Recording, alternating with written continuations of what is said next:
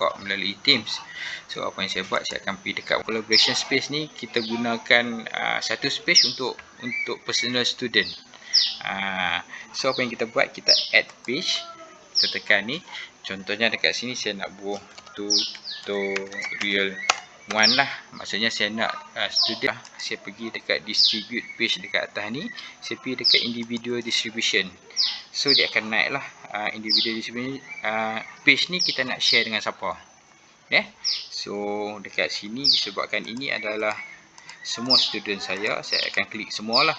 Kalau macam cikgu dalam FET tu ataupun matrik tu, dia akan ada hanya kelas-kelas dia aja kan. So dia akan, kita tekan next. Kemudian yang ini yang admin dah buat kat kita. Kita pergi dekat matematik lah, senang. Okay, kita distribute bawah matematik. Okay, done. So dah habis dah dekat sini. Kita check. Kita check. Sepatutnya untuk yang student tu, bila kita check balik, kalau kita pergi dekat, contoh dekat cikgu, walaupun admin dah buat dekat cikgu ada semua tabs, tapi dekat under matematik ni tak ada lah, sebab kita tak share dengan dia. Tapi kalau kita pergi kat student kita, kita ni tak ada lah kan. Kalau kita pergi kat student kita yang kita telah share tu, contohnya saya ambil ni lah, Irfan Zaidi ni. Okay, kita pergi dekat matematik.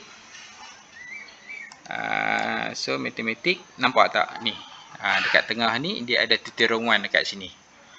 Tutorial 1 maksudnya dia akan upload dekat sini. Dia akan upload. So page ni dia sama macam Words dan dia sama macam-macam. Sebagai contoh lah, dia nak upload tu, dia akan insert lah, insert file. Contoh lah, biasanya kita akan suruh dia buat PDF yang PDF punya format lah. Kenapa PDF? Sebab bila kita insert file PDF, sebagai contoh lah, saya masukkan satu file dekat PDF. Contohnya saya ambil yang ini katakan kita ambil contoh lah, okay, saya ada buat kalender. Okay, contohnya ini adalah kalender dia kan. Dia kalau dia buat dalam PDF, dia akan naik bentuk PDF macam ni. Lambat sikit. Contoh lah kalau dia tangkap gambar dalam bentuk PDF dalam tutorial dia macam nilah. So bila dia dah buat macam ni, ini yang dia punya contoh dia. Dan kita akan check. Contohnya yang ni saya upload dekat siapa tadi? Dekat Muhammad apa nama? Dekat Irfan kan. So bila kita nak check, ini page Irfan saja ada, orang lain tak ada, sebab saya tak untuk page ni dia boleh edit, saya boleh edit. Dia boleh bubuh, saya pun boleh bubuh. So macam mana kita nak check sebenarnya? Bila kita nak check, kita pergi balik dekat kelas notebook ni kan. Tadi Irfan kan, kita akan tengok dekat sini review student work. Kita tekan kat sini. Kita tekan kat sini. Yang ini dia akan naik tab-tab ni yang dia dah buat kat kita. Kita pergi dekat matematik lah. Okay, kita tekan. Okay, dah naik dah tutorial 1 dekat sini. Kita tekan tutorial 1 ni, kita pergi next. Kemudian dia akan bagi, nampak tak ni, nama-nama ni, nama-nama yang start yang kita dah assign dah. Sebab dalam FIS semua student saya assign semualah. Tapi kalau dalam FET, dalam matrik tu, kita hanya assign dekat student kita je lah. Kita tekan dekat Isha ni, dia akan naik yang Isha punya kosong. Kemudian kita boleh tekan Amirah, nampak kosong, dia tak upload apa kan, kosong lah. Hana contohnya kosong kan. So bila kita pergi dekat Irfan ni, ada, sebab yang ni yang saya share. Kalau dia share, maksudnya ada lah.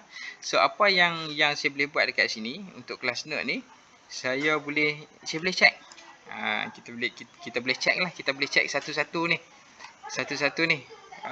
Okay, bila kita check yang ni, kita pergi dekat draw. Dekat sini kan, ambil lah pen. So kita tanda lah. Contohnya ni, okay, ni betul. Kita tanda. Kita tanda macam biasa. Ni ke, lepas tu kita nak bubuh stiker ke, kita nak tulis ke, kita edit macam biasa, macam dalam Words. Ini salah, contoh dah, ini salah, kita bubuh markah 25/28. Kemudian dekat sini kita tulislah apa, contohnya kalau let's say kita dah habis ni dah kan. Kita nak tulis kan, pen dah habis dah. Okey, kita nak type pula. Dekat bawah ni kita type lah. Perlu ada apakah nak masukkan file kita apa, kita buat.